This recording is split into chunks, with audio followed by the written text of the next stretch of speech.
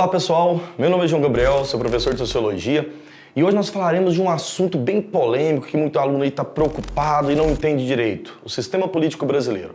Mas antes de começar, aquele grande convite para você, se não se inscreveu ainda, se inscreva no nosso canal e deixe o sino ativado para receber as nossas notificações. Bom, moçada, olha só, falar sobre o sistema político brasileiro. Muita gente fala sobre o assunto, mas às vezes as pessoas não entendem como funciona, né, a política no Brasil. Nós vamos fazer essa aula aqui de maneira muito didática. Gostaria que prestasse atenção pontualmente em cada parte, porque ela vai estar sempre conectada a outra ideia. Quer ver? Vamos lá? O Brasil, ele é, antes de qualquer coisa, uma república federativa presidencialista. Acho que é o primeiro ponto para a gente entender. Na história do Brasil, nós tivemos outras formas, né, como o Estado estava se organizado e como que a política era gerida. Primeiro, nós temos uma fase, por exemplo, monárquica, né, que é uma fase durante o período colonial do Brasil. Veja que o Brasil, naquele caso, é apenas uma colônia de Portugal.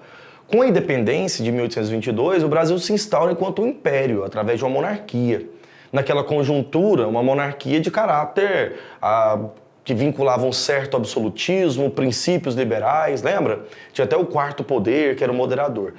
A partir de 1889, devido ao golpe, né, dado pelo exército contra Dom Pedro II, institui-se no Brasil uma república federativa. A priori, esse nome República Federativa está associado a duas ideias básicas. Por quê? Porque a república é que o presidente ou que as pessoas que participam do corpo político do Estado são eleitos. Então você tem uma característica de sufrágio universal, é até importante salientar isso. No Brasil, o voto, né, ele é visto de uma maneira bem geral como a principal forma de participação na política. Claro, e do ponto de vista teórico, de fato é, né? Mas existem várias maneiras de participar politicamente. No caso do voto, vamos só salientar uma coisa, por que ele é universal?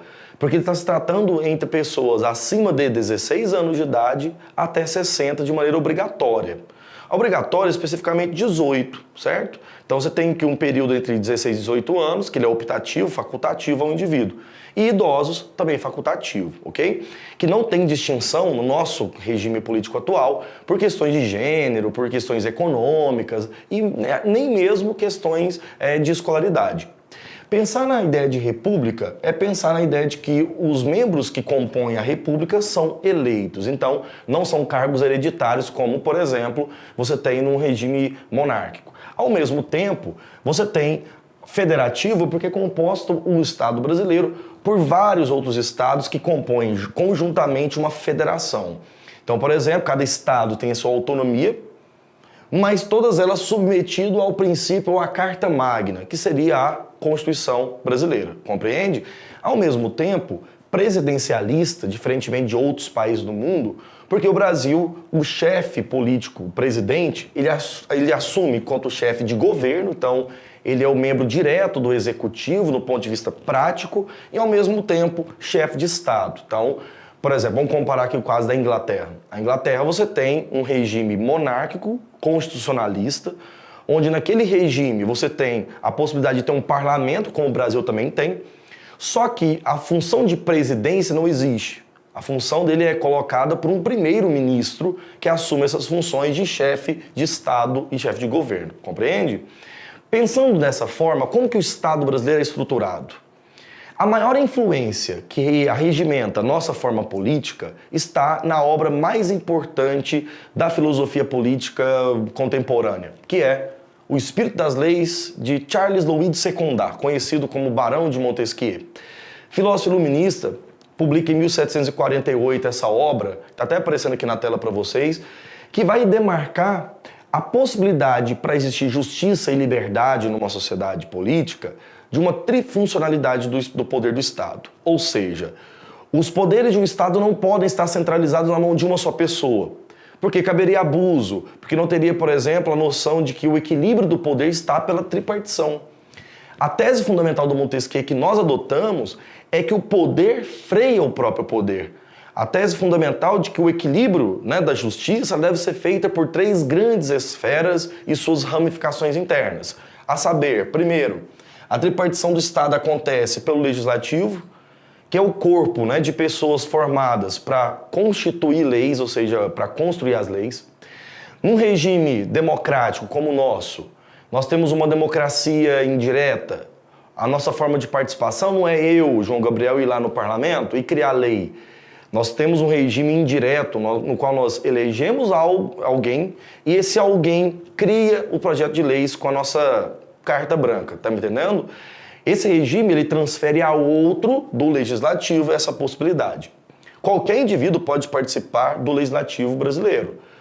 Por exemplo, nós temos um legislativo bicameral, que significa que nós temos duas câmaras. Primeiro, uma câmara formada por deputados e outra por senadores. Então veja só aqui no cantinho do quadro, que quando nós vamos pensar a respeito de quem elabora as leis, quem programa essa elaboração de leis do legislativo, vereadores na escala municipal, deputados na escala estadual ou federal e senadores de república. Quer dizer, nós temos 3 capacidades de baixo até no mais alto escalão do governo que faz parte desse legislativo, compreende? Segundo ponto fundamental, o legislativo, como ele elabora a lei, precisa de aplicação.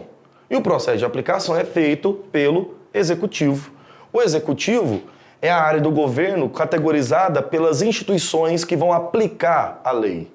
E essas aplicações têm seus chefes. Por exemplo, quando nós avisamos ou falamos que o executivo ele tem chefes, ele quer dizer para vocês que nós temos na escala municipal prefeito, numa escala estadual governador de estado e presidente de república no mais alto escalão de chefe do executivo. Esses grupos aqui, esses cargos, são todos eletivos, funcionalmente de 4 em 4 anos você tem processos eleitorais. Nesse caso, vamos pensar a respeito de que o presidente de república ele é chefe das Forças Armadas, por ser chefe do Estado, chefe de governo, ele é aquele que manda e desmanda dentro das Forças Armadas. Lembramos que a função de um executivo é estar sempre relacionado ao legislativo. Então, o presidente de república, no ponto de vista teórico, jamais poderá infringir algum processo legal que está constituído aqui dentro. Olha só para vocês entenderem uma política recente. No caso de um executivo, no caso do presidente, ele tem a possibilidade de criar medidas provisórias, algum decreto-lei. Mas um legislativo tem a possibilidade de barrar esse projeto-lei. Isso ficou muito claro agora sobre a questão atual no Brasil nesse ano de 2019, essa possibilidade de, flexibilizar o acesso às armas. Medida colocada pelo presidente da República e que o Congresso vetou por acreditar ou por avaliar que é um processo inconstitucional. Estão entendendo? Então a relação é de um estar interligado ao outro. São independentes os poderes, mas eles estão correlacionados. Compreende? E claro, criado pelo Montesquieu especificamente, o judiciário, que tem uma função extremamente importante, O judiciário ele tem a capacidade, por exemplo, de julgar a maneira como o legislativo cria a lei e o executivo aplica. No caso do Brasil, o mais alto escalão do judiciário é o Supremo Tribunal Federal, o STF, onde você tem ministros especificamente ali colocados como juízes dogados da lei, que irão, por exemplo, avaliar processos eleitorais, processos práticos, políticos, criminais ou qualquer outra coisa desse nível. Veja, o judiciário também tem ramificações, tanto municipais, quanto estaduais, quanto a nível federal. O mais alto escalão chegaria, então, nesse caso, do STF, ok? Eu dou uma dica muito importante para você, é que, assim, para entender o sistema político brasileiro, é preciso a gente entender cada função na sua especificidade. Por exemplo, vamos pensar aqui, uma agência municipal de qualquer cidade do Brasil que lida com o meio ambiente, ela faz parte de qual área do governo? Do executivo, porque ela pega a política ambiental que está na lei e aplica. Estão entendendo?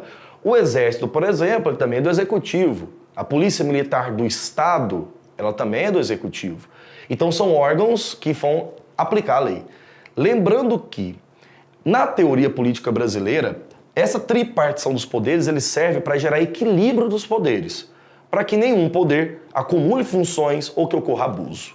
E nesse caso, é muito comum na prática que nós temos certos abusos, Por exemplo, quando membros do executivo fazem alguma coisa que não está na sua obrigatoriedade ou na sua função. Esse é um problema sério. O Brasil ainda tem inúmeros casos, devido à nossa cultura autoritária, de abuso de poder relacionados ao executivo. Inclusive, tema importante, Estamos aí no meio a um grande debate em projetos de lei sobre questões de controle ou não do abuso de poder de autoridades. Certinho? Para finalizar, Entender o Brasil como uma república federativa presidencialista é entender que nós estamos num regime democrático constituído por leis criadas a partir da noção do povo, mas de maneira indireta. Mas lembrando que isso aqui é um ponto de vista teórico, porque no ponto de vista prático há inúmeras outras formas de participação dentro da política brasileira, que dá desde as formas mais informais, que seriam atividades de rua, manifestações, até plebiscitos, referendos que o Brasil já teve nos últimos anos, certinho? Antes de finalizar minha aula, eu quero te convidar a tirar um print aqui da nossa tela, vou sair um pouquinho do vídeo para você poder printar esse esqueminha que eu fiz aqui para vocês, tá bom?